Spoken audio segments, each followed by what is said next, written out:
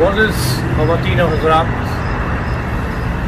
मैं हूँ आपका दोस्त अरशद शाहीन। जैसा कि आपको मालूम है कि हम अपना जो भी शो आपके सामने पेश करते हैं वो हम ऑटवा, जो कि कनाडा का एक शहर है, वहाँ से हम आपके लिए वीडियो बना के आप तक पहुँचाते हैं। आज का जो मेरा शो है, ये बात मैं आपके गोश गुजार करना ज़रूरी समझता हूँ कि आज का जो एपिसोड मैं आपके सामने पेश करूँगा उसका जो ताल्लुक़ है, वो उसकी जो मुनासबत है, वो हमारे जो पाकिस्तानी डे है जिसे हम 14 अगस्त का नाम देते हैं, उसके रेफरेंस में ये एपिसोड मैं आपके लिए बना रहा हूँ। तो नाज़रीन, मेरी आपसे गुजारिश है कि जिस तरह आप पहले मेरे चैनल यानी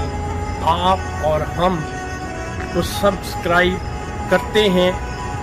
अब भी मैं आपसे रिक्वेस्ट करूंगा कि सबसे पहले आप मेरे इस चैनल को सब्सक्राइब कीजिएगा और उसके साथ साथ जो बेल आइकॉन का बटन है उसको ज़रूर प्रेस कीजिएगा, ताकि जो भी हम वीडियो बनाएं उसकी जो नोटिफिकेशन है वो वक्तन फ़वक्तन आप तक पहुंच सके। और इसके साथ साथ मैं आपसे ये भी गुजारिश करूंगा कि आप कोशिश कीजिएगा कि मेरे शो को लाइक भी करें, कमेंट भी करें, और अगर हो सके किसी किस्म के कोई रिमार्क्स आप देना चाहें तो आप वो रिमार्क्स भी ज़रूर दीजिएगा। तो नाज़रीन, अब आते हैं हम असल जो हमारा मौजू है आज, जिस मौजू पे हम बात करना चाहते हैं वो है पाकिस्तान डे यानी 14 अगस्त। तो सबसे पहले मैं अपने तमाम पाकिस्तानियों को, वो खा दुनिया के किसी भी हिस्से में बसते हों, दुनिया के किसी भी मुल्क में रहते हों, उनको मेरी तरफ से, मेरे चैनल आप और हम की तरफ से, और बिलखसूस वो पाकिस्तानी जो कि पाकिस्तान में बसते हैं, उनको 14 अगस्त का दिन बहुत बहुत मुबारक। तो नाजरीन, जो बात इस शो की वसातत से, इस एपिसोड के थ्रू मैं आपसे करना चाहता हूँ, वो एक ख़ास मकसद है, वो एक ख़ास कॉन्सेप्ट है जो कि मैं आप तक पहुँचाना चाहता हूँ। अब मकसद क्या है नाज़रीन, मेरी बात गौर से सुनिएगा कि जिस मुल्क पाकिस्तान में हम रहते हैं और आज़ादी से उस मुल्क में सांस लेते हैं और हमें किसी किस्म की उस मुल्क में रोक टोक नहीं है, अगर हम अपने आबाओ अजदाद से, अगर हमारे जो पेरेंट्स हैं, अगर उनसे हम बात करें तो वो हमें बताते हैं कि ये मुल्क हमने कितनी मुश्किलों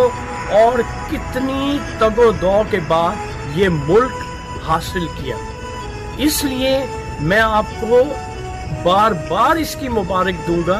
कि ये मुल्क जो है, ये हमारे तमाम पाकिस्तानियों के लिए जो दुनिया के किसी भी कोने खुदरे में बसते हैं, रहते हैं, ये एक अल्लाह ताला की तरफ से एक ब्लेसिंग है। अब ये ब्लेसिंग खुदा ने हम तक कैसे पहुंचाई, इसमें जो शख्सियत, जिस शख्सियत ने भरपूर मेहनत, स्ट्रगल और अपनी काविश का निचोड़ अपना इस मुल्क के लिए निछावर किया, उसका नाम है कायदे आज़म मोहम्मद अली जिन्ना। नाज़रीन, ये वो शख्सियत है, ये वो मर्द आहन है कि जिस शख्स की जितनी तारीफ हम करें वो कम है। क्यों کہ ایک ملک حاصل کرنا وہ بھی ایک برطانوی سامراج سے، تو جس کے بارے میں کہا جاتا تھا کہ برطانیہ یعنی برٹشرز کا سورج دنیا کے کسی بھی کونے میں کبھی غروب نہیں ہوتا تھا۔ اگر ایک ملک میں اس کا سورج غروب ہوا ہے تو کسی اور ملک میں اس کا سورج طلوع ہو جاتا تھا۔ اس قدر اس کا دنیا میں اس برطانوی سامراج کی، برطانیہ کی پوری دنیا پہ حکمرانی تھی۔ تو ناظرین، یہ اس وجہ سے یہ جو شو آج میں آپ کے سامنے کر رہا ہوں، میرا مقصد یہ شو کرنے کا یہی ہے کہ میں آپ کے اذہان کو فریش کر سکوں اور میں آپ کو بتا سکوں کہ قائد اعظم محمد علی جناح کتنی مشکلات، کتنے مشکل مراحل اور کس پل سراز سے گزر کر اس نے یہ ہمارے لیے یہ ملک حاصل کیا۔ کیوں کہ قائد اعظم اتنا ذی شعور شخصیت تھی، اتنا فتین اور ذہین شخص تھا کہ جب وہ ملک حاصل کرنے کے لیے تگ کر رہا تھا تو ہمیں جو تاریخ بتاتی ہے تو نظر یوں آتا ہے کہ لگتا یوں تھا کہ جیسے ہمیں پاکستان کی الگ مملکت پاکستان کی مملکت خدا داد کی ضرورت نہیں ہے، لیکن یہ وہی شخص تھا، یہ قائد اعظم محمد علی جناح ہی تھا جس کی سوچ، جس کے ذہن اور جس کی بصیرت اور بصارت کی وجہ سے وہ یہ سمجھتا تھا کہ ہم ہندوؤں کے ساتھ اکٹھے نہیں رہ سکتے، اور اس نے یہ محسوس کیا